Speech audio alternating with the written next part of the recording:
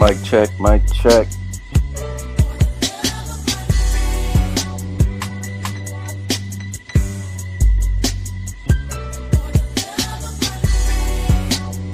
All right.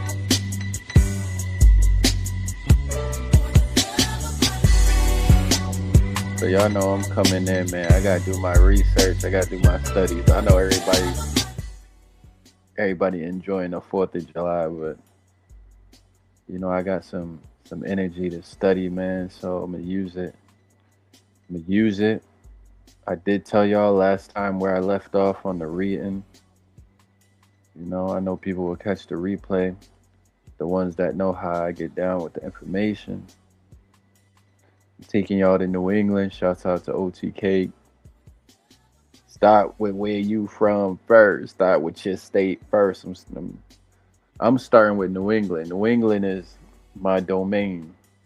Like I said on the last one, New England is one thing. You know what I'm saying? New England is one thing. Massachusetts, Connecticut, Rhode Island, Vermont, New Hampshire, Maine, we all one. We all got a shared culture and identity. There are small differences, of course, but we all together. This is New England. So, this is our domain up here. And I even said, shit, we may as well, if we want, we could go and take upstate New York and count upstate New York too. Because New York City don't even rock with upstate like that. And upstate New York is even still somewhat similar to New England. It ain't that much different. They could be like an honorary member of New England. If we as a committee want to let them in, we got to do a little vote first and see if we want to go and take upstate New York, because New York City don't give a damn about upstate New York. And the capital, if I'm not mistaken, is Albany. Isn't that correct? Or am I bugged out saying that? Let me see. Is Albany capital? Yeah, it's the capital. Since 1797, Albany has been the capital of New York. All right. But what we're gonna do, we're gonna start off with a reading, and then I'm gonna kick back. And I'm gonna let a video play.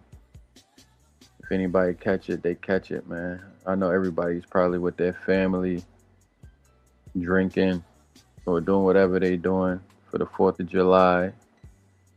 I respect that. So it is what it is. But let's get into this reading. Let me read the title. What was the title of this? Oh, Political Growing Pains. So this is where I left off last time. So it says the General Court, let me blow this up a little bit. Here we go. The General Court held its meeting on October 19th, 1630 in Boston, which has been the site of its headquarters ever since. So what's this right here? Boston Townhouse. Boston's first townhouse in Merchants Exchange, 1657 to 1711. Okay, a townhouse. So that's where they're holding all their meetings. Just where in Boston the early meetings took place isn't known, most likely in a church or the home of a member who owned a large house.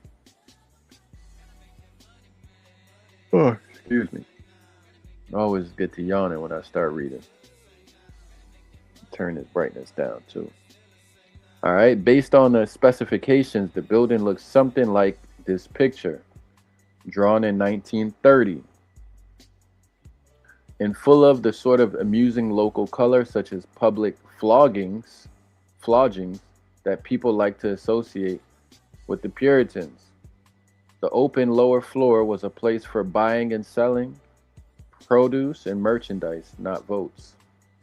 Some illustrators, unable to believe that in this climate the bottom floor had no walls, have shown the market space walled and glassed in. No one wrote about this matter, and the building burned in 1711, so we can't investigate. A good many settlers were uncomfortable with Massachusetts Bay original political organization. During the colony's first years, a succession of periodic protests, followed by measures of accommodation, gradually hammered the government into a more representative shape. The appointed assistants failed to keep the reins of power exclusively in their own hands, although they tried. As more and more colonists were admitted to the status of freemen, deputies elected from the towns were added to the court. They were given the right to elect the governor, the deputy governor, and the assistant. So these freemen, want to know more about who these freemen are. But the religious requirement for voting or holding any executive or legislative office stayed in place for half a century. Okay, they got a religious requirement for voting or holding office.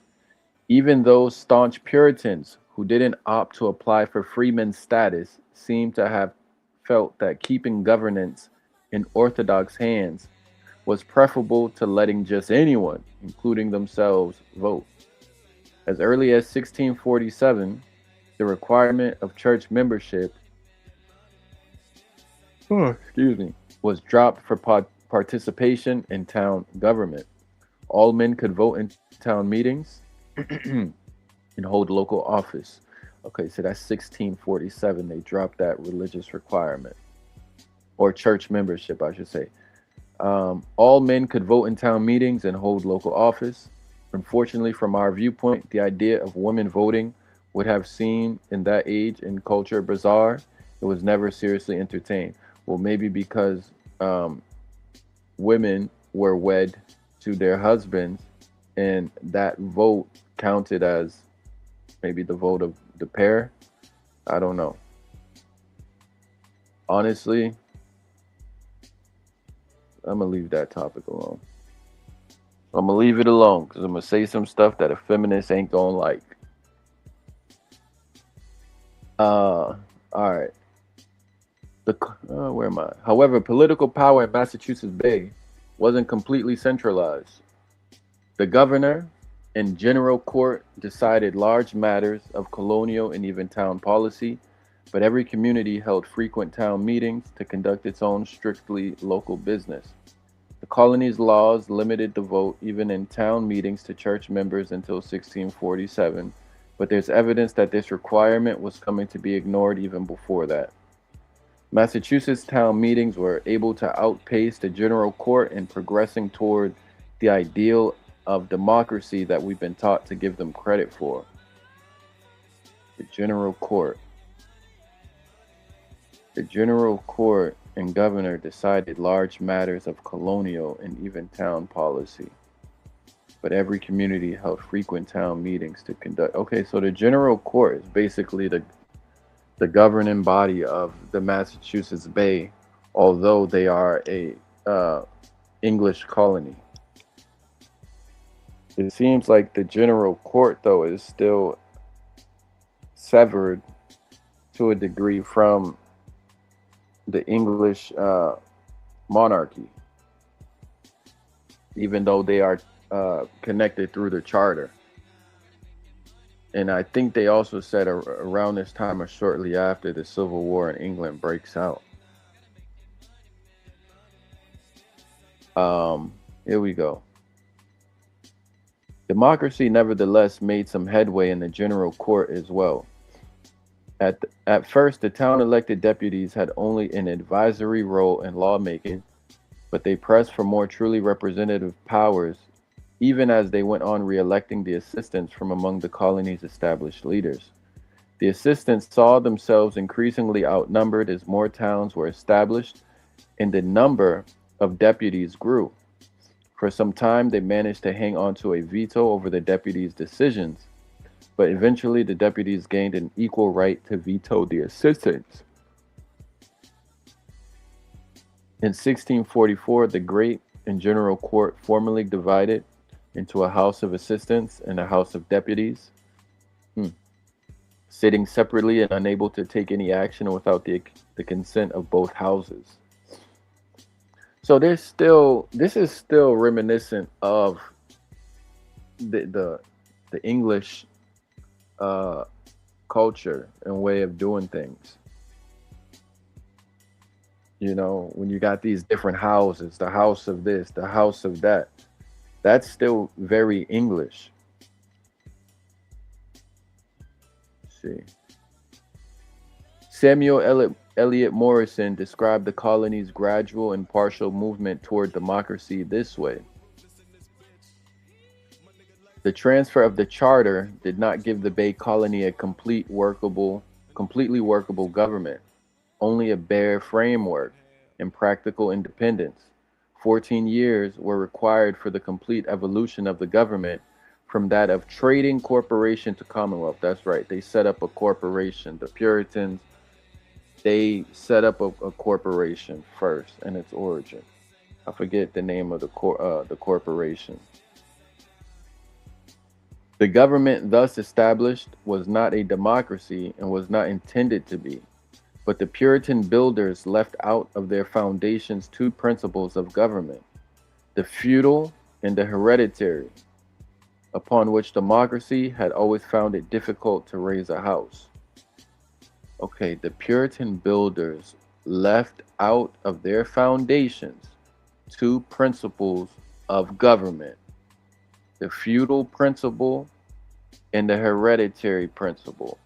So the feudal system was a system in which there were peasants, lords, nobles,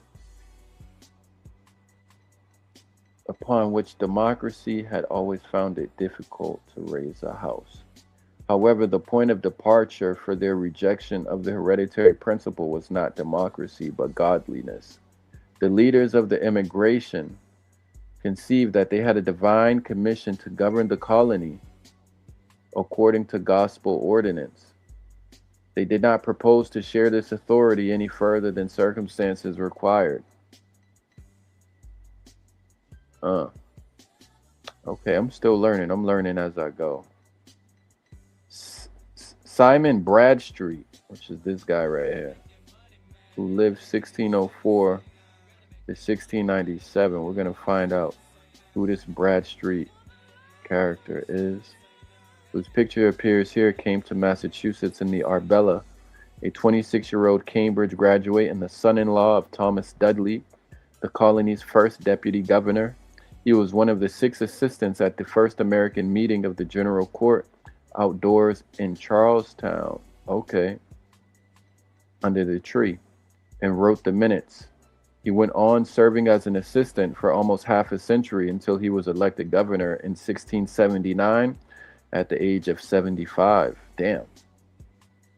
He held office until 1686 when the colonial government was replaced by the imposition of the Dominion of New England. And when that was overthrown in 1689, he first chaired a provisional government and later reassumed the office of governor. He was finally, as Morrison reports, forced into premature retirement at the age of 89. That is not premature. He was old. By the arrival of a new charter in 1692. His wife, Anne Bradstreet, which is Thomas Dudley's daughter, was English America's first public poet. Son-in-law of Thomas Dudley, the colony's first deputy governor. Okay. Members of the General Court, smaller and more conservative house, who had judicial as well as legislative powers in time, came to be called magistrates instead of assistants. They were still, like Simon Bradstreet, elected from among the colony's elite. Although the nomination and election of magistrates was conducted in various ways over the years, the General Court's own history of itself reports that the process was rigged in favor of the incumbents, and assistants of magistrates generally served for life. So they're practicing, I don't want to say nepotism, but I guess you could call it a political nepotism. That's still similar to me of how the Arab world would elect its judges or their qadis, for example, based not always on expertise. I'm not saying that's the case here, but based off of loyalty and familiarity with the person that they were electing. Okay, now, John Winthrop. Oh, sorry. Most of them had shorter lives, politically at least, than Bradstreet. John Winthrop was in and out of office as governor. He served 4 separate terms, adding up to about 12 years. And in between, he was always either deputy governor or an assistant until his death in 1649. However, he remained the colony's political master and guiding spirit. So these are the people I got to get to know. John Winthrop. Let me pull this guy up instead of skipping by him, because his name keeps coming up. And I know, okay, so this is him. He was born in the UK, which is modern day UK. And he died in Boston in 1649. One ugly dude, man. They did something dirty with this portrait. So I know he couldn't have looked like that in that first picture. He was an English Puritan lawyer and the leading figure in the founding of the Massachusetts Bay Colony, the second major settlement in New England following Plymouth Colony. Winthrop led the first large wave of colonists from England in 1630 and served as governor for 12 of the colony's first 20 years. His writings and vision of the colony as a Puritan city upon a hill dominated New England colonial development. influencing the governments and religions of neighboring colonies in addition to those of Massachusetts. This is the seal of the Massachusetts Bay Colony.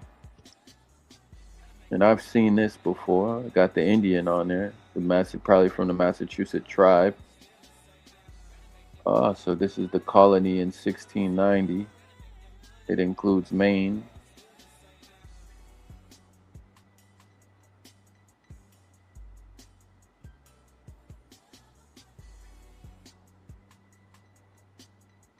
This was the flag.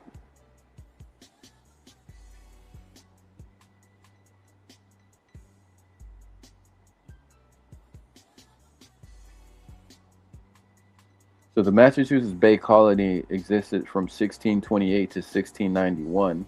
It was an English settlement on the east coast of North America around Massachusetts Bay, one of the several colonies later reorganized as the province of Massachusetts Bay. The lands of the settlement were in southern New England with initial, blah, blah, blah.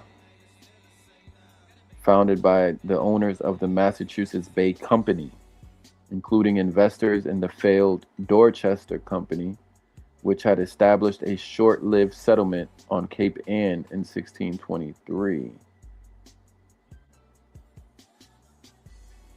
30 miles northeast of Boston, okay.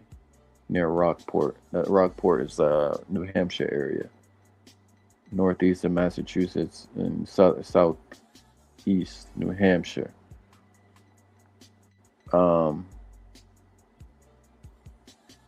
It says the colonists had good relationships with the local Native Americans. However, they did join their neighbor colonies in the Pequot War and King Philip's War.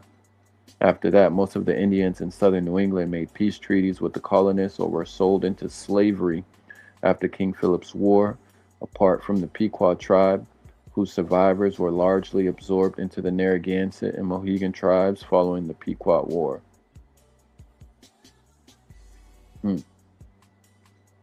So the Massachusetts Bay Company. The charter of the Massachusetts Bay Company was an English royal charter which formally incorporated the joint stock company for the colonization of Massachusetts Bay. The charter, granted by Charles I of England in 1628, defined the regulations of the company, the land it would be granted, as well as the rights and privileges of the colonists. So this is the contract. After the failure of the Dorchester Company founding a settlement on Cape Ann, the settlers and shareholders of the company wished to form another colonial settlement, this time further south. So we got to find out, why did the Cape Ann settlement fail? So that's something else to look into. Why did the Cape Ann settlement fail?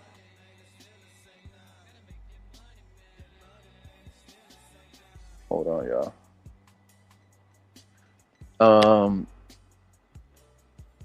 The colony was to be settled between the Charles River and the Merrimack River in New England. The Massachusetts Bay Company, like other colonial joint stock company, was to be a corporate entity as well as a governmental one. The first settlers of the colony were Puritans who sought to create a society based on their religious beliefs, unfettered from the Royal Anglican government of the Kingdom of England. The settlers were to be shareholders, with all those wishing to immigrate to New England required to buy shares. This agreement was formulated in Cambridge and came to be known as the Cambridge Agreement. August 29, 1629.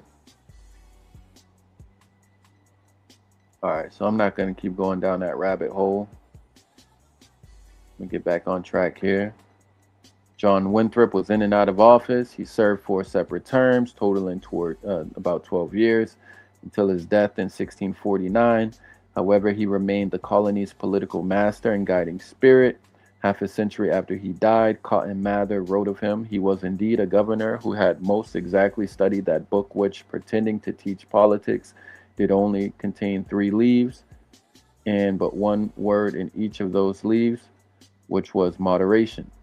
It was this virtue of Winthrop's that, probably more than anything else, kept Puritan Massachusetts from becoming the harsh dictatorship that some people today think it was. All right, I'm gonna get through this and then I'm gonna end the live. Although Winthrop ultimately had to accept a more representative government than he really wanted, he succeeded in keeping all or nearly all political power in the hands of professed Puritans, despite the well founded complaint that the colony's charter didn't support this requirement. As we've seen, the religious requirement stood unchanged for 60 years because the majority of colonists, even the non freemen, considered it a reasonable arrangement. And as I read yesterday, for a long time, the charter went unseen. It was not publicly displayed until there was pressure put on, I guess you could call them the representatives to, or I forget who it was, to actually share the document. The Crown felt otherwise. The charter granted the company the right to make laws and ordinances for the good and welfare of the said company, and for the government in ordering the said lands and plantations, and the people inhabiting and to inhabit the same. As to them from time to time shall be thought meet, so as such laws and ordinances be not contrary or repugnant to the laws and statutes of this our realm of England. It is also granted all freemen the vote, but the imposition of a religious condition that took this right away from all non Puritans, even and especially those who belonged to England's established church, was contrary or repugnant to an extreme. Both King Charles II, which is pictured there, and his brother and successor James II made attempts to quash the religious condition, but it wasn't done away with completely until 1691 when a new charter was negotiated under William and Mary. Okay, so they came in with religious requirements, and that was a point of contention in the early history of the colony.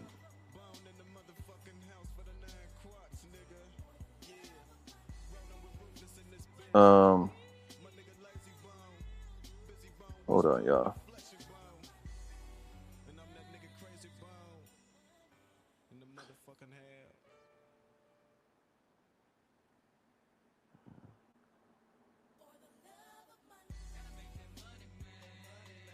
All right, I'm just checking something real quick. Just checking it out. Then I'm gonna finish this last paragraph, and then I'll probably play a part of the video as well. Why not play the video? William instead insisted that not only members of the Church of England, but all other Christians, except of course Papists, for Europe's religious wars were not quite over yet, should have the right to build churches in the colony and worship as they pleased, and to participate as fully in its governance as the members of Massachusetts established church, by that time called Congregational rather than Puritan. The charter contained other provisions that the colonists disliked. It placed them under the authority of a royal governor who could veto any action taken by the general court, and it imposed strict restrictions on trade that, if observed, ensured a far greater share of the profits ending up in English pockets.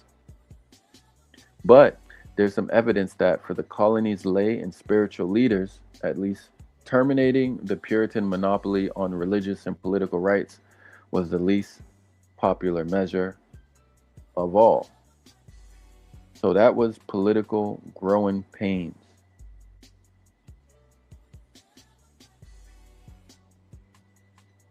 So next time we'll go into growing and thriving. This is a good website here that gives the whole history. I'm gonna end by playing. Hey, what's up, Kareem? Learning about some American history, Kareem. The English colony, the Massachusetts Bay colony. Learning about the charter, the company that they set up.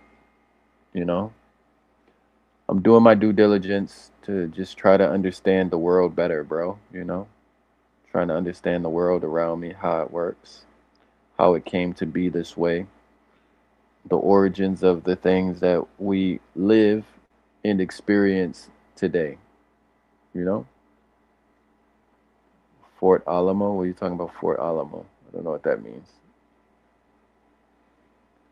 I do have a video. I have two videos, and I'm not sure which one I want to play. Look at this map here. That shows the immigration, the English immigration to the Western Hemisphere between 1630 and 1640. So 20,000 went to the West Indies, including Barbados, St. Kitts, St. Croix, Nevis. It looks like some went to the Bahamas, some went to Bermuda, some went to Virginia, Maryland, and also New England. It looks like a total of almost 50,000 in that 10 years of immigrants. And we also see, where they went from Eastern England, East and South England, to Massachusetts and the northern part of Massachusetts. So the origins of Massachusetts Puritans. All right. So I will read this part on the next live that I do. Let me see this first paragraph. From its small beginnings in 1629 and 1630, Massachusetts Bay, during the rest of the 1600s, became the strongest and most prosperous of England's colonies in the New World. One of the main reasons was the great number of settlers that arrived during its first decade. The cause of this had much to do with their religion, but it was as much a matter of Anglican antipathy as Puritan idealism. From the time of the king's suspension of Parliament in 1629, that's right, he did get rid of Parliament because he did not want any challenge to his power. Is this king? I forget which king this is. Either Charles or James. I think it's Charles. I think it's Charles. He's a little more haughty, doesn't have the same temperament and personability as his father. He seems less, I don't want to say less diplomatic, but less easygoing, with his peers. He's less tolerant with um, his not his adversaries, but the people who challenge him. I got to get my vocabulary back. I got to start reading again. Less tolerant with his rivals. He's very short-tempered. Let's put it that way.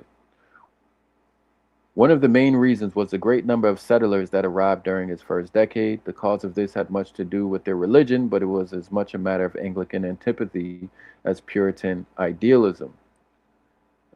From the time of the king's suspension of Parliament in 1629 to the parliamentary uprising in 1640 that turned into the English Civil War, the established church, with the royal government's support, made life increasingly unpleasant for all nonconformists. And many who may not have thought at first about immigrating began to change their minds. The strongest, most convinced, and often most charismatic of Puritan ministers were being dismissed from their pulpits, and there were cases where an entire congregation chose to follow a beloved minister across the Atlantic rather than transfer their allegiance to the church that had dismissed them.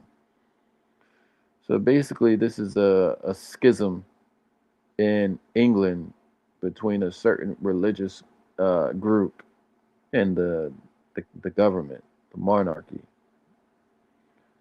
All right. Not all the Puritan immigrants came to Massachusetts Bay. It's estimated that as many as 80,000 left England, roughly a quarter of them for Ireland, where the royal government desired to increase the Protestant population. Another quarter to Protestant communities in the Netherlands and the Rhineland, another to the British Islands and the Caribbean, and the remaining quarter to Massachusetts. Figures are approximate, of course, but David Hackett Fisher, In Albion Seed, 1989, notes that one of the colony's leaders, Edward Johnson of Woburn, estimated that the total number of settlers who arrived during that decade as about 21,000. This map shows the western half of the immigration to North America and the Caribbean is based on similar estimates. All right. Okay, so I'm gonna load up this video. I'll put it on 1.10 speed so it's not so slow. And here we go. Between 1630 and 1640, 20,000 English men, women, and children crossed the Atlantic. They weren't criminals or desperados. They were families, carpenters, merchants, farmers, ministers, abandoning comfortable lives for the wilderness. They came to build a city upon a hill. Instead, they built America's cultural DNA: individualism, capitalism, moral certainty, and genocidal expansion. This is how the Puritan migration reshaped the New World. By 1629, Puritans in England faced a choice: submit or flee. King Charles I, crowned in 1625, was systematically dismantling Puritan influence. His vision for England was hierarchical, ceremonial, and intolerant of religious dissent. He appointed William Laud as Bishop of London in 1628, later Archbishop of Canterbury in 1633. Laud was everything Puritans despised. He loved elaborate church rituals, insisted on Anglican conformity, and saw Puritan simplicity as dangerous rebellion. Laud's campaign began immediately. Puritan ministers who refused to wear vestments or follow the Book of Common Prayer were suspended, fined, or imprisoned. Church courts prosecuted those who skipped Anglican services. The Court of Star Chamber, a royal tribunal without juries, handed down brutal sentences for religious dissent. Some Puritan ministers had their ears cut off for preaching against Anglican practices. Others were branded on the cheeks. Still others were locked in pillories for days, then imprisoned indefinitely. The economic situation was equally grim. England was in depression. The cloth trade, backbone of the economy, had collapsed due to European wars and competition. Unemployment soared. The Enclosure Acts accelerated as wealthy landowners fenced common lands for sheep pasture, forcing tenant farmers off land their families had worked for generations. Displaced farmers flooded cities where there was no work. Plague outbreaks swept through overcrowded towns. In 1625 alone, plague killed 35,000 in London, and war threatened. The 30 Years' War, 1618-1648, was devastating Protestant Europe. Catholic armies were winning. Things are winning. Puritans watched in horror as Protestant communities in Germany were slaughtered. Would England be next? To Puritans, the signs were clear. God was judging England for its sins. The Anglican Church's popish corruptions, the king's tyranny, the nation's moral decay, all invited divine punishment. Some Puritans tried political resistance. In Parliament, Puritan MP challenged the king's authority. In 1629, Charles dissolved Parliament and began 11 years of personal rule without legislative oversight. That was the final signal. Political resistance was dead. The only options were submission or escape. In 1629, a group of wealthy Puritan merchants and gentry formed the Massachusetts Bay Company. Ostensibly, it was a commercial venture, a chartered company to establish trade in New England. In reality, it was an escape plan. The company obtained a royal charter granting land in New England and authority to govern settlements there, standard procedure for colonial ventures. But the company's leaders made a revolutionary decision: take the charter with them to America. This was unprecedented. Colonial charters normally stayed in England, where investors and royal officials could oversee the colony. Taking the charter to America meant the colony would govern itself, 3,000 miles from royal supervision. It was effectively declaring independence, though they didn't call it that. John Winthrop, a 42-year-old lawyer and manor lord from Suffolk, was chosen as governor. He'd lost his position as attorney in the Court of Wards due to Puritan sympathies. He'd watched his income decline, his future dim, his faith persecuted. America offered reinvention. Not just for him, but for England's entire Puritan community. In 1630, Winthrop would lead the largest organized migration in English colonial history, and nothing in America would ever be the same. March 22, 1630. 11 ships were prepared to depart England for Massachusetts. This wasn't a military expedition or a desperate gamble by starving refugees. This was an organized, well-funded migration of families leaving comfortable lives for an uncertain future. The flagship was the Arbella, a 350-ton vessel carrying Governor John Winthrop, other company leaders, and about 100 passengers. 10 other ships carried the rest: the Talbot Ambrose, Jewel, Mayflower, not the Pilgrim ship, Whale, Success, Trial, Charles, William and Francis, and Hopewell. Total passengers approximately 700, plus livestock, tools, weapons, food, supplies, and the all-important charter. Who were these people? Not the desperate poor. Passage cost £5 per person, half a year's wages for a laborer. These were people with resources. About 25% were gentry or wealthy merchants. The Winthrops, Dudleys, Saltonstalls, Coddingtons, families with property and education. About 50% were middling sort. Artisans, yeomen, farmers, skilled craftsmen, carpenters, blacksmiths, weavers, and coopers. People with trades and modest property. About 25% were laborers and indentured servants, brought by wealthier migrants to work their lands. Critically, this was a family migration. About 40% were women.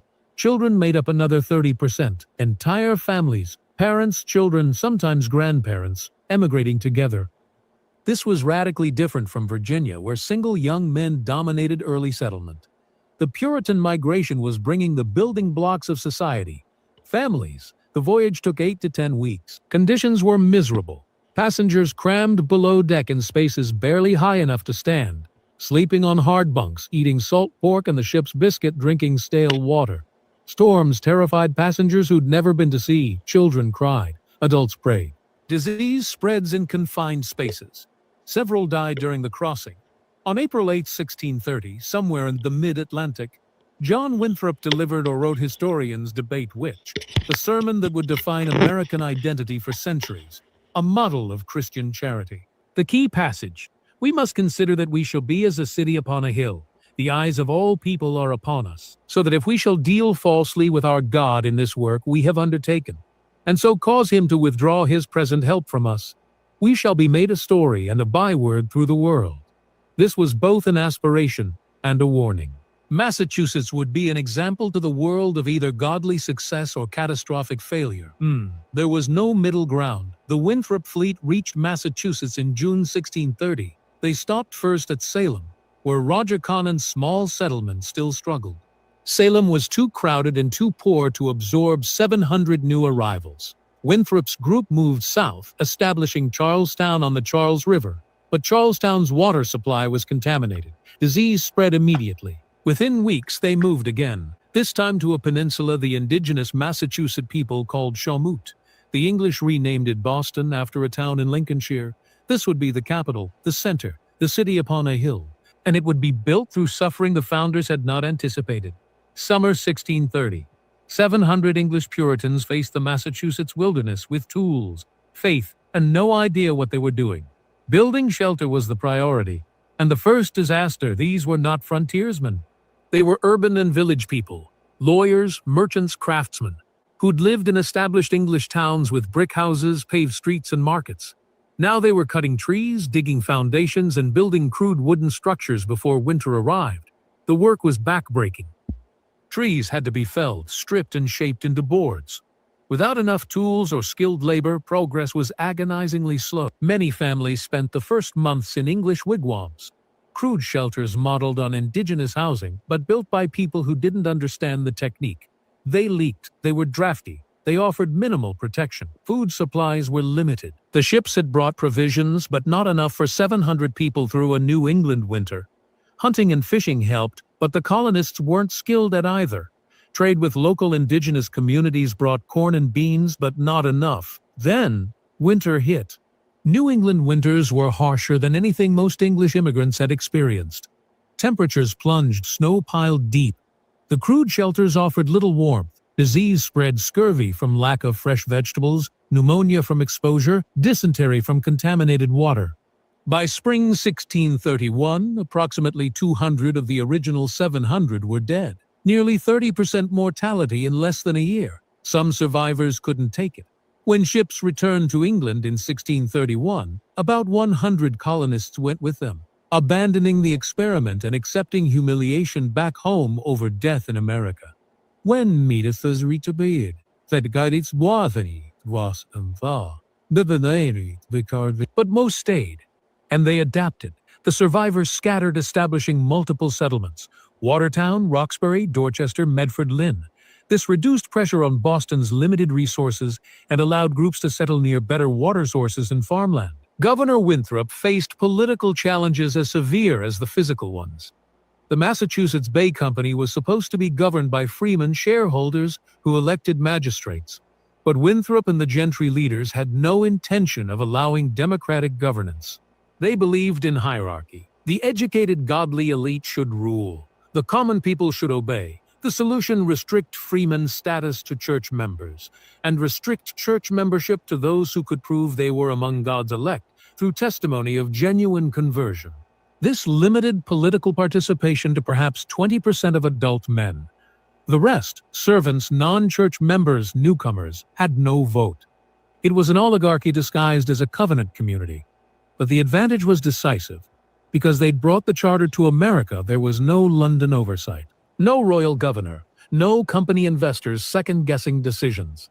Massachusetts governed itself, and governance meant enforcing Puritan orthodoxy. Laws were established: mandatory church attendance, Sabbath restrictions, and moral regulation. The theocratic framework pioneered in Salem was now imposed colony-wide. The compact was clear: conform religiously and you'll have economic opportunity and political voice if you're a church member. Dissent and you'll be expelled. By late 1631, Massachusetts had survived its founding crisis. The death toll had been horrific, but the survivors had established permanent towns, a functioning government, and an agricultural base. They were ready for the next wave. And it was coming, larger than anyone anticipated. In 1631, the trickle became a flood. 2,000 Puritans arrived in Massachusetts that year. In 1632, another 3,000. By 1635, the total population exceeded 11,000. This was explosive, unprecedented growth. No other English colony had experienced anything like it. Why the surge? First, Winthrop's propaganda. He wrote carefully crafted letters to England, describing Massachusetts as a land of opportunity. He downplayed the death toll, emphasized the fertility of the soil, and promised religious freedom for Puritans. His letters circulated among Puritan networks in England. Ministers read them to congregations. Families passed them around. Massachusetts became the destination for Puritans seeking escape. Second, conditions in England worsened. King Charles's personal rule grew more authoritarian. Archbishop Laud's persecution of Puritans intensified. Economic depression deepened. By 1633, thousands of Puritan families were actively planning emigration. Third, the migration created a chain reaction. Early immigrants wrote home, "Come join us, bring your family, your skills are needed. Land is available." Families followed relatives, entire congregations followed their ministers. Villages in England transplanted to Massachusetts, maintaining social bonds across the ocean. The ships came constantly, spring through fall, dozens of vessels carrying hundreds of passengers each. The new arrivals founded new towns at a staggering pace. 1631. Cambridge called Newtown initially. 1633. Ipswich, Dorchester expanded. 1634. Dedham, Concord, 1635. Springfield, Weymouth. Hingham. Each town followed the same pattern. 30 to 100 families would petition the general court for a land grant. Once approved, they'd select a site near water, establish the town center with a meeting house and common land, distribute house lots, and allocate farmland. Within months, a functioning town existed with church, government, and economy. The system was self-replicating. Each new town generated demand for goods and labor, attracting more immigrants who founded more towns. The indigenous peoples watched this expansion with growing alarm. The Massachusetts, Pawtucket, and Nipmuc nations had been devastated by plague in the 1610s. Their populations had collapsed from perhaps 20,000 to maybe 2,000. They'd initially tolerated English settlement. The early numbers were small, trade was beneficial, and the English seemed willing to coexist. But by 1633, English colonists outnumbered indigenous peoples 5 to 1 in coastal Massachusetts. By 1635, It was 10-1. The land transfers accelerated. English purchases of indigenous land were often fraudulent, exploiting misunderstandings about ownership, getting signatures from individuals who didn't have authority to sell, or simply ignoring indigenous protests. Some indigenous leaders sold land because they saw inevitability. Better to get something than lose everything. Others sold because they didn't understand that English ownership meant exclusive, permanent control. Still others didn't sell at all. The English just took it and produced deeds later.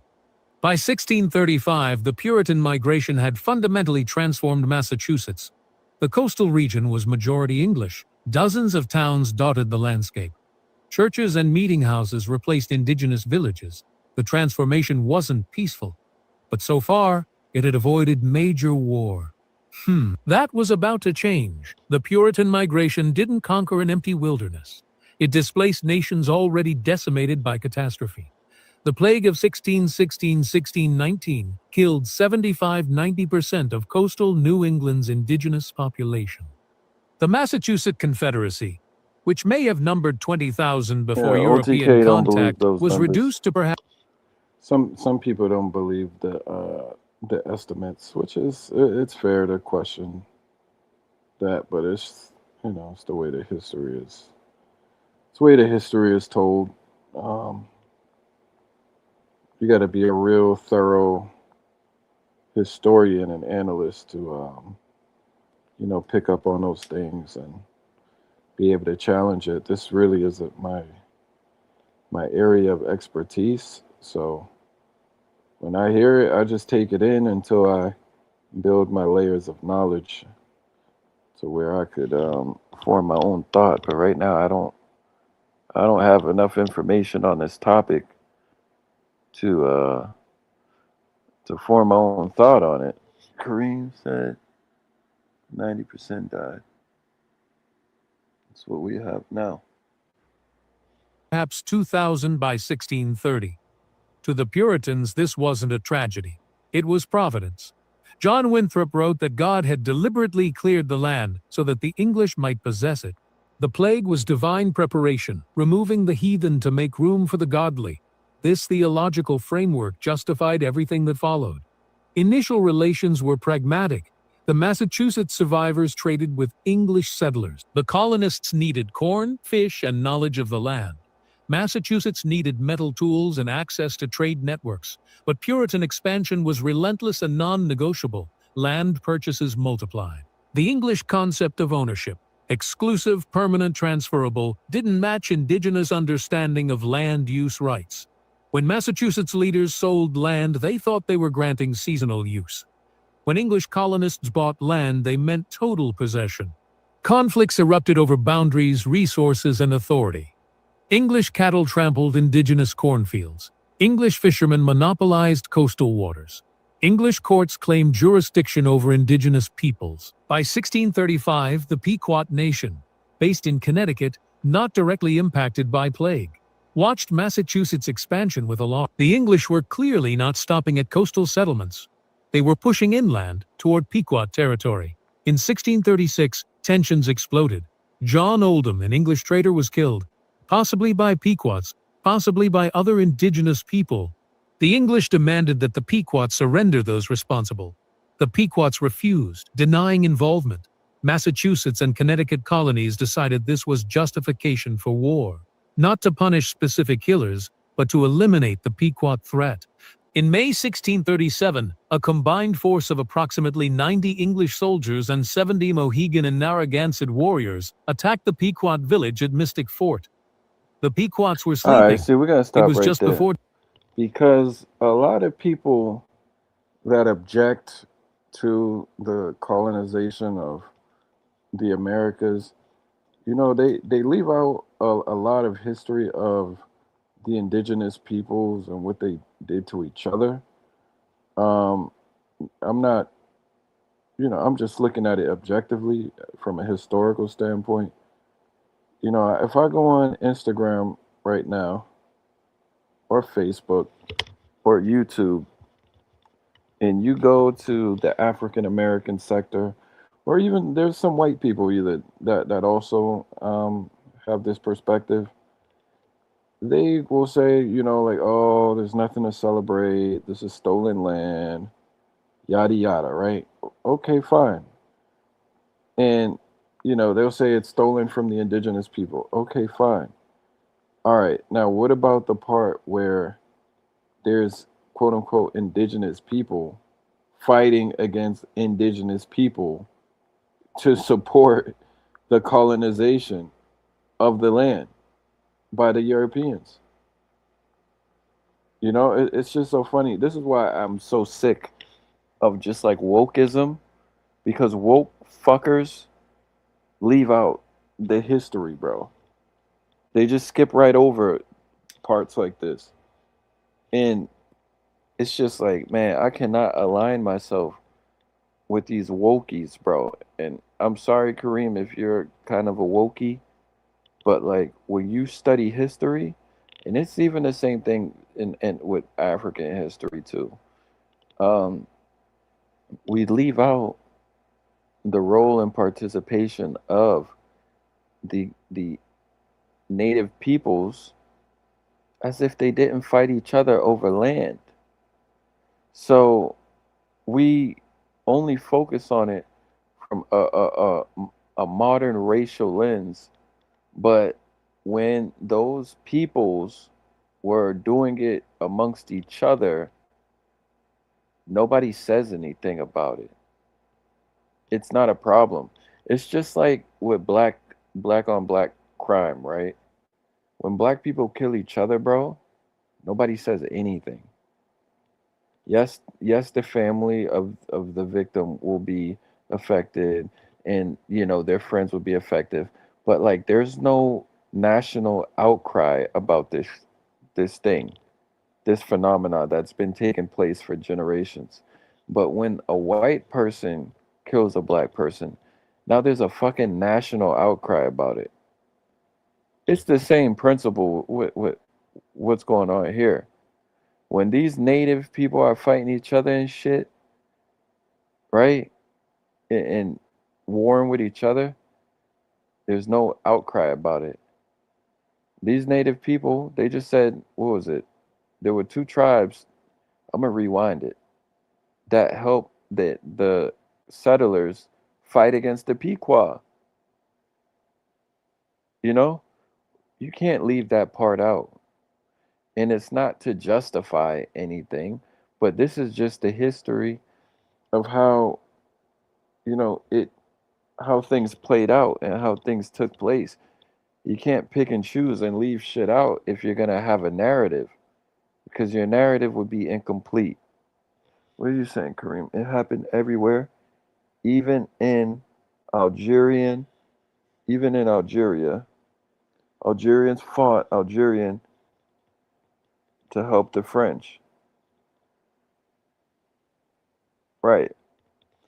So I'm only saying that just because there are people who will say like, "Oh, this is stolen land," blah blah blah. Yo, the indigenous people were stealing from each other too. I'm damn sure they were fighting and killing each other and taking it, and you know what I'm saying. They were doing it too.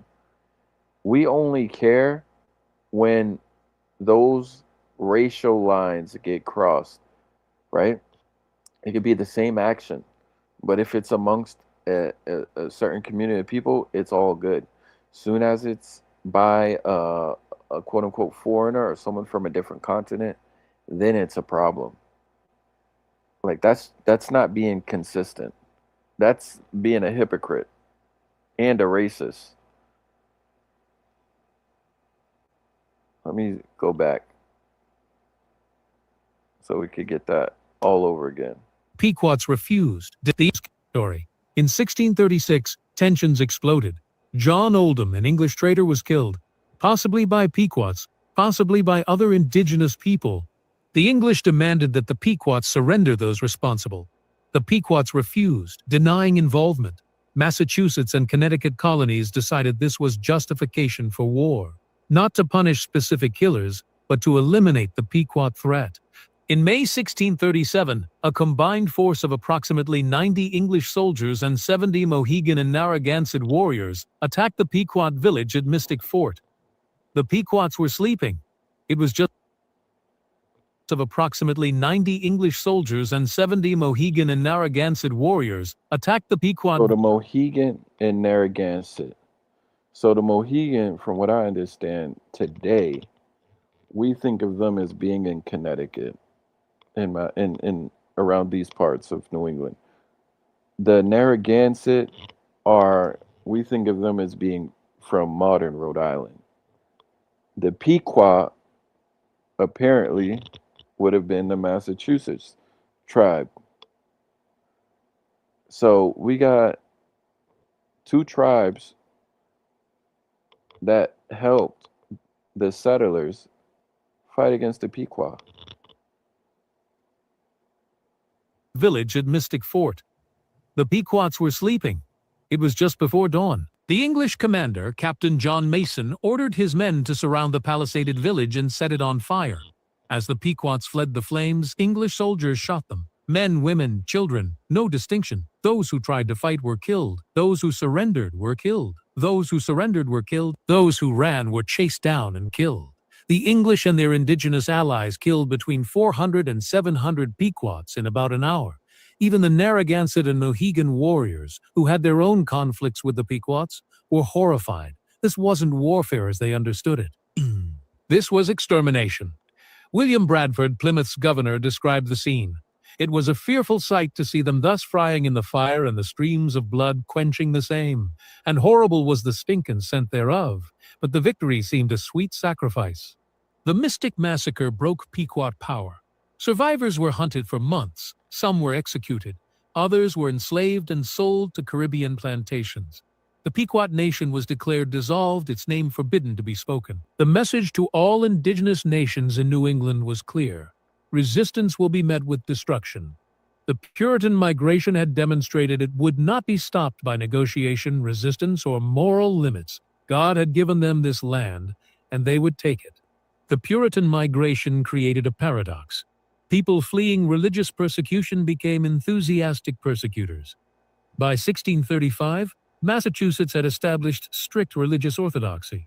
Puritan theology, Puritan church structure, Puritan moral law, all enforced through civil government. Dissent was not tolerated. The first major heretic was Roger Williams, a brilliant, charismatic minister. Williams arrived in 1631 and served briefly in Salem. His positions were too radical even for Massachusetts. Complete separation from the Church of England. Massachusetts officially maintained an ambiguous connection. Civil government had no authority over religious conscience, contradicted theocratic structure. The King's Charter was theft. Indigenous land must be purchased fairly undermined colonial legitimacy in 1635. The General Court convicted Williams of spreading diverse, new, and dangerous opinions. He was sentenced to banishment and deportation to England. So I apologize for when it skips. This is clearly an AI rendered video. It's not too bad though, but yeah, that's why it skipped like that. You said modern day Palestine? Why do you say that? I don't know if I understand that. Why you compare it to modern day Palestine, Kareem? It's a good video though. It's not bad. You can still learn from it, even though it's AI. It still has it got all the information. You know, you get the history. But it kind of bugs me a little bit. I just don't like the woke culture, bro. Because, all right, the other side, right, which is conservatism. Modern conservatives, they're more, they're not as covert with their motivations, but the modern liberal or democratic side is just, it's filled with lies, bro. They paint themselves a certain way. It's really a lot of virtue signaling. But when you actually peel back the layers, you see that they're really no better than the other side. They contribute to a lot of destruction of quote unquote indigenous and colored communities. So, I just cannot identify with them. And they lie about history. Yes, some history they are correct about, but there's other histories that they just they don't acknowledge it because then it goes against their narrative, right? It goes against their virtue signaling. I'm gonna go on Instagram right now and give an example of what I'm talking about. 1 second. All right. A reminder for the descendants of people who had to fight for a freedom they were promised but not given. Okay, that's fine. Okay, some of the, oh man, I can't find all of it. But in a nutshell, you understand what I'm talking about, Kareem. Williams fled in January 1636, walking through winter wilderness to escape arrest. Uh-huh. He spent Oh, the promised land. Yeah. Yeah. Yeah. That makes sense. months with the Wampanoag and Narragansett people he'd befriended, then founded Providence in what would become Rhode Island. Providence was everything Massachusetts wasn't: religiously tolerant, democratically governed, respectful of indigenous land rights. It was an implicit rebuke to the Puritan experiment. The second heretic was more dangerous because she was an insider, Anne Hutchinson. Hutchinson was wealthy, educated, and married to a prominent merchant. She arrived in Boston in 1634 and quickly became influential. As a skilled midwife, she had access to women across social classes. She began holding religious meetings in her home, initially for women to discuss sermons. But the meetings grew: 60, 70, 80 people, including men, including some of Boston's elite. Hutchinson taught that believers received direct revelation from the Holy Spirit, that salvation came through God's grace, not through works or obedience to ministers. This was theologically complex, but the political implications were clear. Hutchinson was claiming spiritual authority independent of ministers and magistrates. She was challenging the entire power structure. In 1637, Hutchinson was put on trial, not in a church court, but before the General Court, with Governor John Winthrop presiding. The trial was a theological inquisition. Hutchinson defended herself brilliantly, citing scripture, challenging her accuser's logic, and refusing to confess. Then she made a fatal 22 minutes. Okay. error. She claimed direct divine revelation. God spoke to her, she said, the same way he spoke to the prophets. To the Puritan magistrates, this was heresy and insanity. Only scripture was divine revelation. Private revelations were delusions or satanic deception. Hutchinson was convicted of sedition and heresy, sentenced to banishment. She left Massachusetts in 1638, settling eventually in Rhode Island, then New York. In 1643, she and most of her family were killed in an indigenous raid. Puritan ministers declared this was God's judgment on her heresy. Thomas Hooker, another minister, didn't wait for banishment. In 1636, he led his entire congregation to the Connecticut River Valley, founding Hartford. His stated reason: Massachusetts was too restrictive, didn't allow enough congregational autonomy. By 1640, Massachusetts had expelled or driven out its most independent thinkers. The pattern was clear: conformity or exile. The migration seeking religious freedom had created religious oppression. The Puritan migration created an economy unlike anything else in colonial America. Virginia had tobacco, a single cash crop that defined everything. The Caribbean had sugar. Both developed plantation economies relying on enslaved labor. Massachusetts had fishing. The Grand Banks off Newfoundland and the coastal waters of New England were thick with cod. And Europe, especially Catholic Southern Europe, had insatiable demand for fish. Puritan settlers, many from England's eastern coastal regions, knew fishing. By 1635, Massachusetts was exporting thousands of barrels of dried, salted cod to Spain, Portugal, and the Caribbean. But fishing led to shipbuilding. Massachusetts had unlimited timber: white pine for masts, oak for hulls. Labor was expensive but skilled. By 1640, Massachusetts shipyards were producing vessels cheaper than English yards. Shipbuilding led to maritime trade. Massachusetts merchants developed the triangular trade: fish and lumber to the Caribbean, sugar and molasses to England, and manufactured goods to Massachusetts. Some merchants added a more sinister route: rum to Africa. enslaved people to the Caribbean, sugar to Massachusetts. The slave trade was smaller in New England than in the South, but it existed, and it was profitable. Meanwhile, the migration itself created an economic boom. 20,000 people arriving in 10 years needed everything: houses, tools, food, clothing, livestock. Early arrivals who'd survived the first years now sold to newcomers. Land values soared. A plot worth £5 in 1631 sold for £50 in 1638. Wage labor became expensive because workers could get their own land instead. The solution: indentured servitude. Young English people, unable to afford passage, signed contracts selling 7 years of labor in exchange for transport to Massachusetts. Some Native Americans were also enslaved, especially after the Pequot War. Pequot captives were sold to Caribbean plantations or kept as slaves in Massachusetts. And a small number of Africans arrived, enslaved from the beginning. The first documented enslaved African in Massachusetts arrived in 1638. The numbers were tiny compared to the South, but the precedent was set. The economy was also distinctly capitalist. Puritans believed prosperity was a sign of God's favor, but also that accumulation for its own sake was sinful. The result was productive entrepreneurship combined with public modesty. Get rich, but don't flaunt it. Invest in business, but donate to church.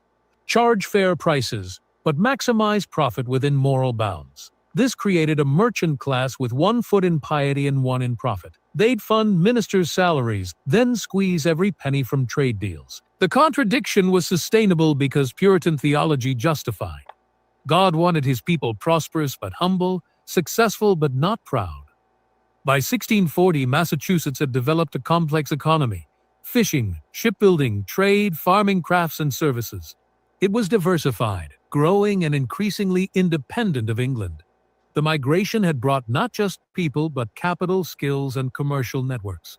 The result was an economy that could sustain growth even without continued immigration, which was fortunate because the migration was about to end. The Puritan migration was families, not individuals, and that changed everything.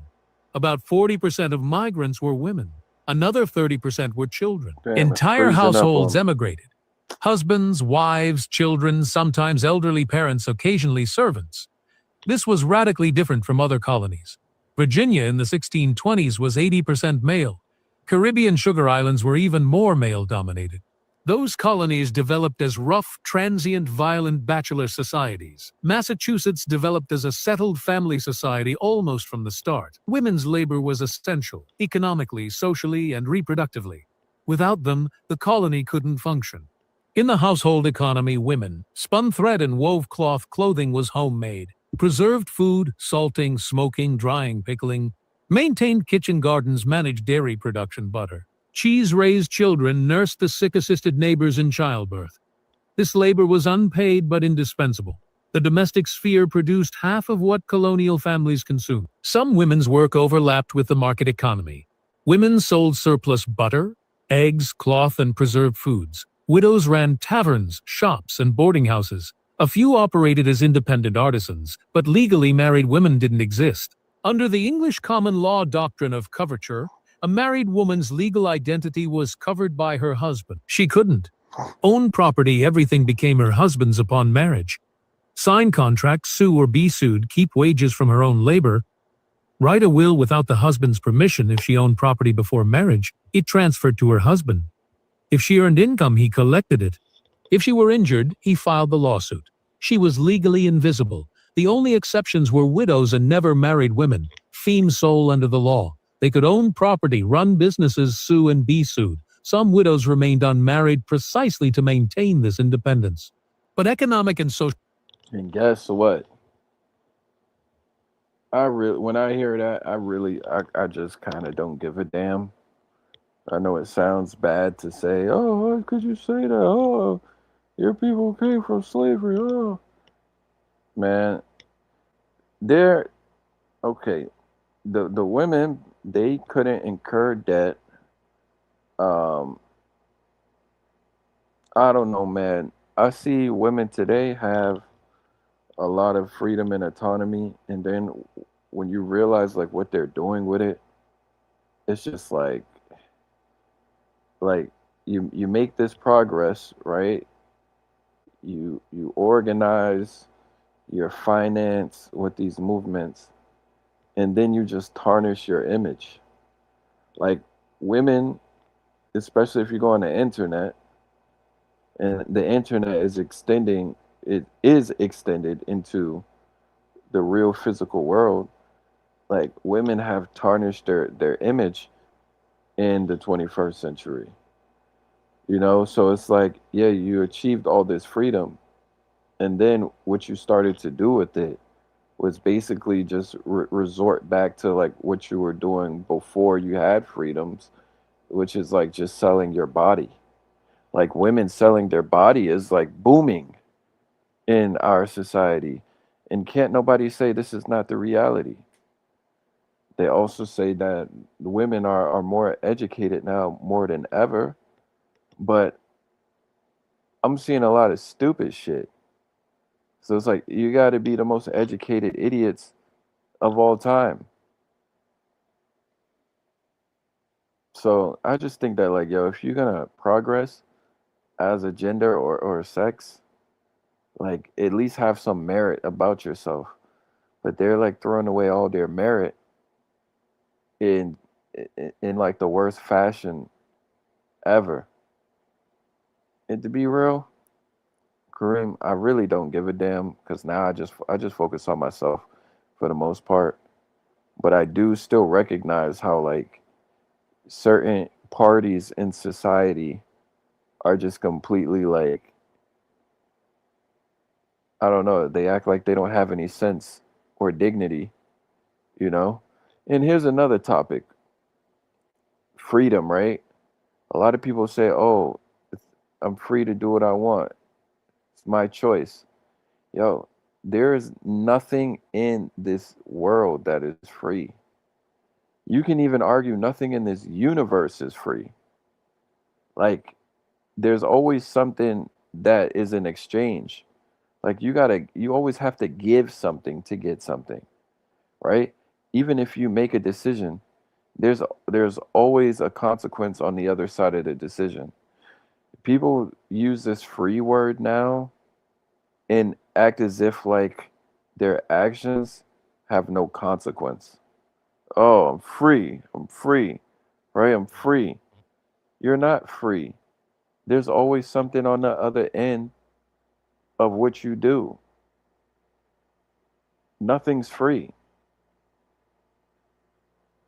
You're going to have to pay the price one way or another. Like, I'm free to lay on my ass all day,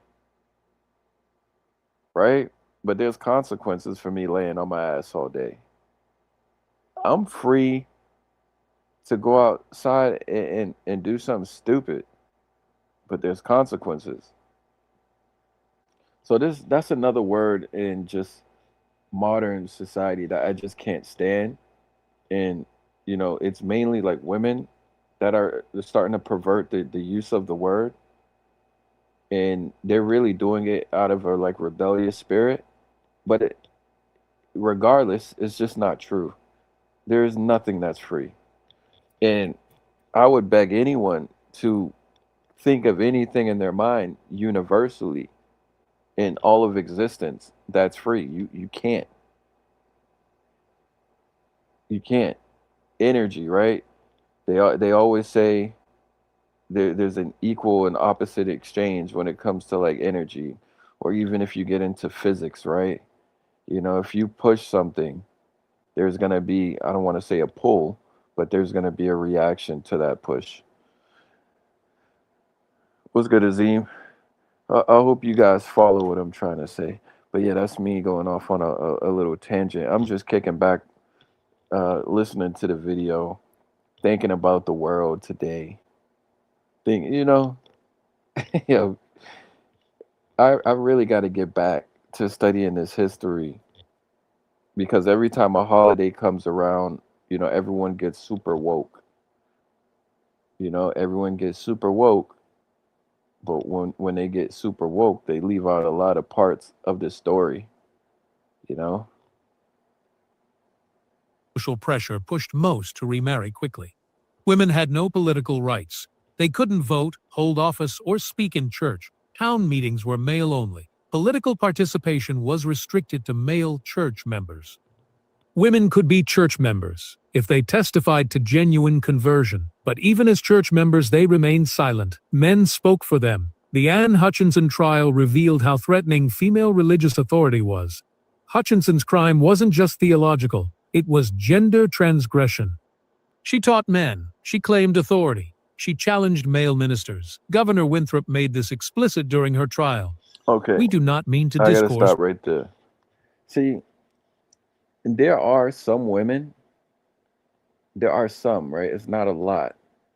Like women, they have to be guided very, very like carefully, you know? And if they are guided carefully, they are capable of, I don't want to say necessarily leading, but contributing, right? They are capable of making noteworthy contributions to society and projects. The problem is that women, well, amongst, there's a few different problems. Women, I used to think that women do things for men, but no, women really do things for other women to either please other women or because they're competing with other women. And women have such a strong influence on each other that like the psychological like manipulation they pull on each other to make one another do certain things is unbelievable, bro. Like they will not listen to a male for shit, even if it's the right thing. The way they sway and influence each other, it's crazy. Like that's why,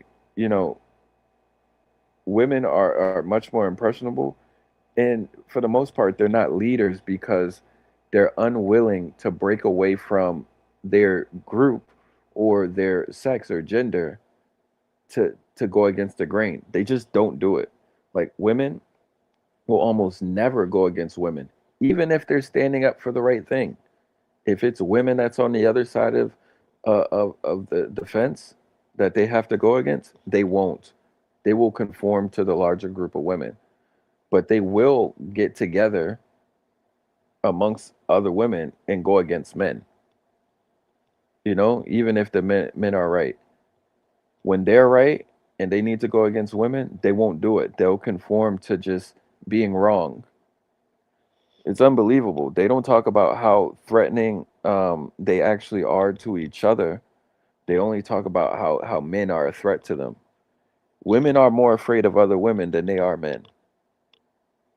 This is this is a fact, and not just like a woman here and there. I'm talking about the group, the pack. They will not go against the pack. You will have a hard time finding a woman who's like a soloist. But when it comes to males, like men, you see men all the time who are just that motherfucker just be by himself. He think for himself. You see him by himself. He do everything by himself. He got his own ideas. You know, we're different.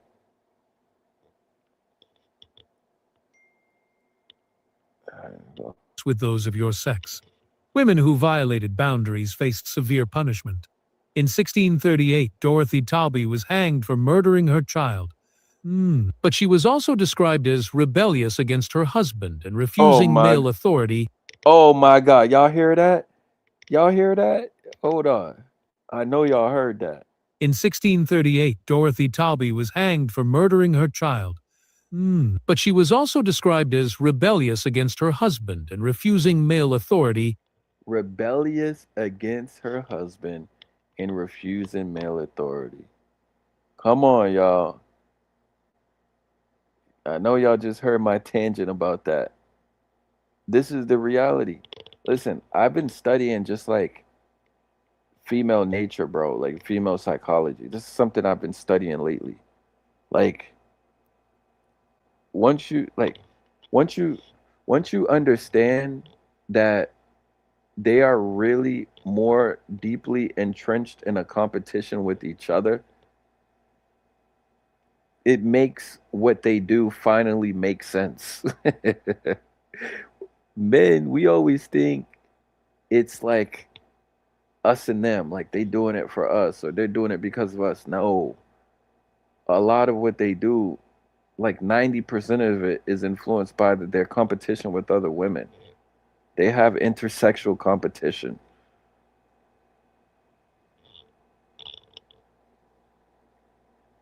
In 1638, Dorothy Talby was hanged for murdering her child. But she was also described as rebellious against her husband and refusing male authority, suggesting her execution was partly about gender defiance. Yet women found spaces for influence. As midwives, they controlled knowledge of reproduction and female health. As mothers, they educated children. As church members, they judged other women's conversion testimonies, and their sheer numbers made them powerful. By 1640, Massachusetts had a roughly equal male-female population.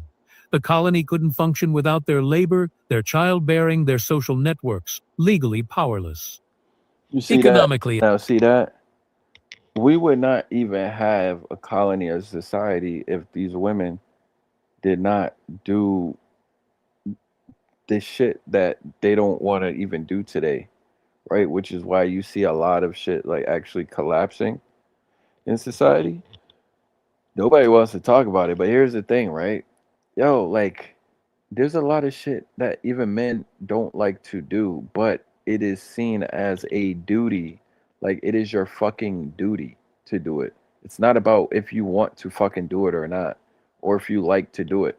Yeah, we're in a time where, like, we have a lot of freedom, but when it comes to like things having to get done, you have to put aside your need for personal liberty so you perform your duty to your family, your community, your environment, your society.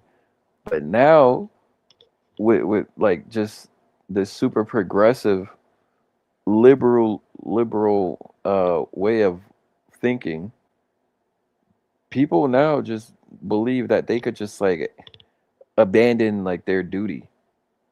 If you just see the way people act and behave, it's almost as if like they don't even consider the fact that other people have to fucking coexist with them.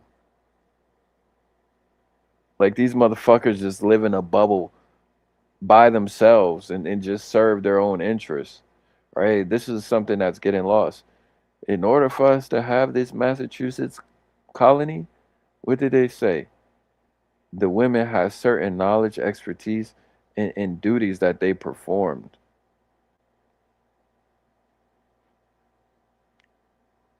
Can y'all tell I'm sick of? I'm not even sick of feminism. I honestly just don't give a fuck. Like when you just so focused on yourself, man, you really just don't even give a fuck. You can see the dumb shit and just be like, yo, motherfucker, if people want to be dumb, just let them be dumb. If people want to make bad decisions, let them make bad decisions. They're going to suffer the consequences of it. Now, the only bad part where you kind of have to care is like, yo, like because I'm a part of this society, like there is going to be a ripple effect where I will suffer a part of the consequence of their actions, right? Because it does end up affecting everyone. We like to act like we're disconnected. No, everything that happens is connected to the fucking broader network of like where you live. And depending on your proximity or the impact that that thing has, it is going to determine like how you experience your the connection to that event or action. How much you feel it. But people are just so fucking stupid now, bro, and selfish and self-centered. They think that what they do, because it's them, that it don't matter about nobody else. No, it fucking matters, bro. It matters. And a group of people that will understand that is environmentalists. But environmentalists only like to talk about it in the sense of like the physical world, like how it's going to have an effect on the physical world and the air that you breathe and the water that you drink. Yo, what about your social environment? You know, environmentalists need to start talking about social environmentalism. You know, what about your social environment? That matters. I don't know where I got the concept from.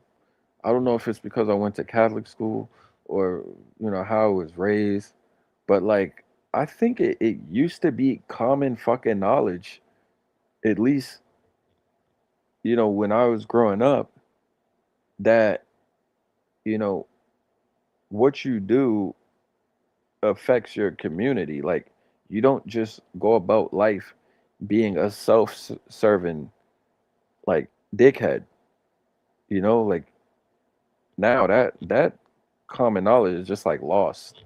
I don't know what happened. Equal male-female population. The colony couldn't function without their labor, their childbearing, their social networks, legally powerless. Economically essential, politically excluded, socially necessary. That was the paradox of women in Puritan Massachusetts, and it would persist for centuries. In 1640, the Great Puritan Migration ended almost as suddenly as it had begun. Ship arrivals dropped from dozens in 1639 to a handful in 1640. In 1641, almost no one came. By 1642, the migration had essentially stopped. The total count, approximately 20,000 people between 1630 and 1640, then nothing. Why? The English Civil War.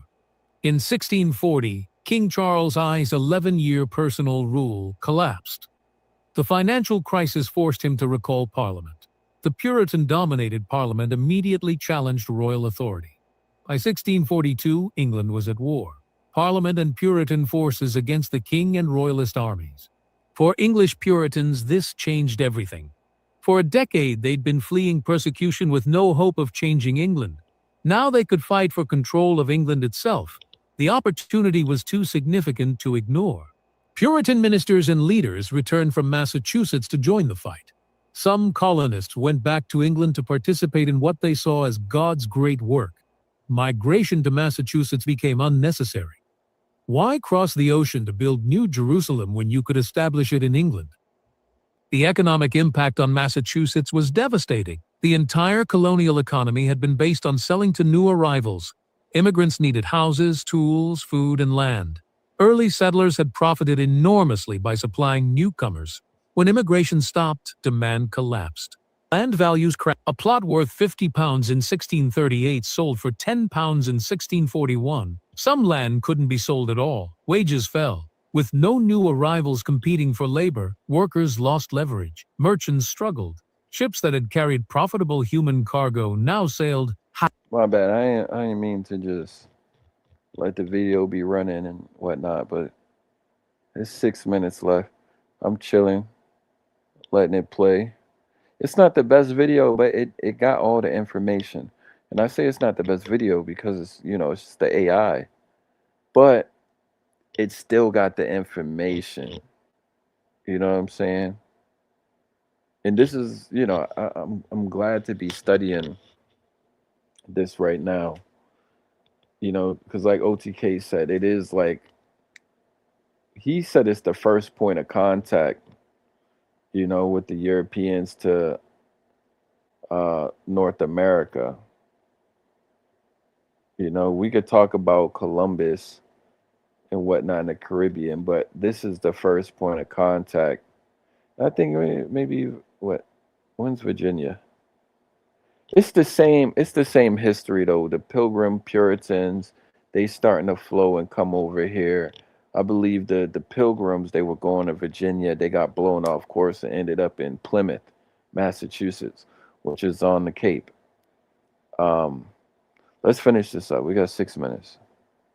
Half empty. Colonial historians call it the Great Depression of 1641. The crisis forced fundamental economic restructuring. Massachusetts had to develop an export economy. Instead of selling to immigrants, they'd sell to England, the Caribbean, and Europe. This accelerated focus on fishing, shipbuilding, and trade. The crisis also forced political adaptation. With no growth to distribute, internal conflicts intensified. Disputes over land, resources, and authority became more bitter, and it revealed what the migration had created: a self-sustaining Puritan society. By 1640, Massachusetts had population of 20,000, dozens of established towns, functioning government, with an elected assembly, Harvard College, founded 1636, network of congregational churches, diversified economy, legal system, based on English common law, modified by biblical principles. Militia capable of defending against indigenous nations, the colony could survive without continued immigration. It could reproduce itself, literally and culturally. Children born in Massachusetts in the 1630s were growing up in a fully formed Puritan society. They spoke English, attended church, learned trades, and married within the community. The migration's end proved its Look, that's success. another one. Hold A on. decade of intensive. See, here's the thing. And, I'm taking this from, I've heard other people say this. Right now in society, we basically having a big experiment, and the experiment is the, live your life experiment, like do as you please. Now, that's fine, right? And that's great. The problem is there's no, we don't know if it works. We don't know if it works. These older traditions and, you know, these old institutions, what we know about these old institutions is that they work when it comes to establishing uh, a thriving society, right? So, what do I mean by that? The creation and maintenance of family units and marriage, right? It brings stability. And here's the other thing. I don't know why people also don't understand this, right? And it's not always the case, but when you have a child, you are dropping your child into a pool of other children that essentially they're going to have to compete against their peers for resources, right? Because there's a limited amount of the things that we can consume. Um, you put your child at a disadvantage when, for example, if you're a woman, and you have a child and you don't give that child a father figure. No, I shouldn't even say figure, an active father, or a father that you are at least involved with beyond just like some random encounter, right? And I know we have like the whole abortion thing or whatnot, which is fine, but I'm always starting to think that like I'm getting older to the point where I'm like, casual sex is just like almost pointless. Like it leads to a lot of destructive things, and I could even form these ideas outside of any scripture, just looking at them like objectively speaking. Um, no religious talk connected to the rhetoric. Um, when you have a child, you want to give your child the best chance to compete against other children within that society. How do you do that? Well, you want to make sure the child has parents that are responsible, uh, able to be present. Uh, you could keep on going, but when you don't do that, you put your child at a disadvantage against the other kids who do have that. And I don't know why, like, people don't, like, people nowadays, because they have the freedom, it's fine you have the freedom, but also think about how you're putting your child at a disadvantage. Now your child has to have a harder life. Now it just people nowadays they're not really thinking, they're only concerned with like how to break away from the old ways and their responsibilities, and just to live like a self-serving life, and that's fine. But if you choose to go certain routes, you should at least uh, think about it, think it out, think this shit out. Shit ain't no game. Where's the curse at? Damn. Did I freeze up? Let me see. I think my system froze up on me. See if y'all can still hear me. Hold on. Mic check. See if y'all can still hear me. So y'all can still hear me, but my cursor is frozen. So I don't know. Maybe this laptop getting too hot or something. I'm gonna shut it down.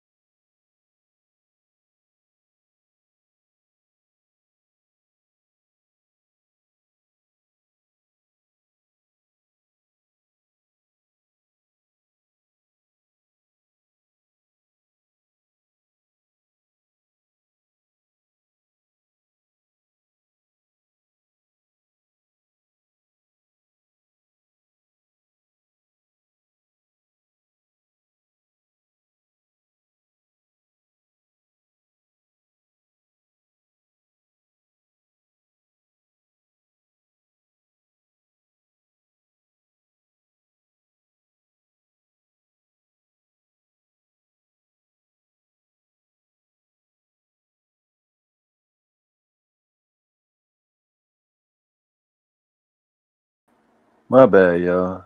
I got cut out the damn live stream. But that hold on. The video was almost done though. It was pretty much done, so I don't really need to play the last part of it. Been on here for almost 2 hours. It was a good research, a good study. You know, I'll probably be back tomorrow, do another hour or so. Keep on reading that article. The next chapter is called Growing and Thriving. I think I read the first two paragraphs, so we'll pick up where it starts talking about the Arbella in 1630. Yeah, so we're gonna end with this.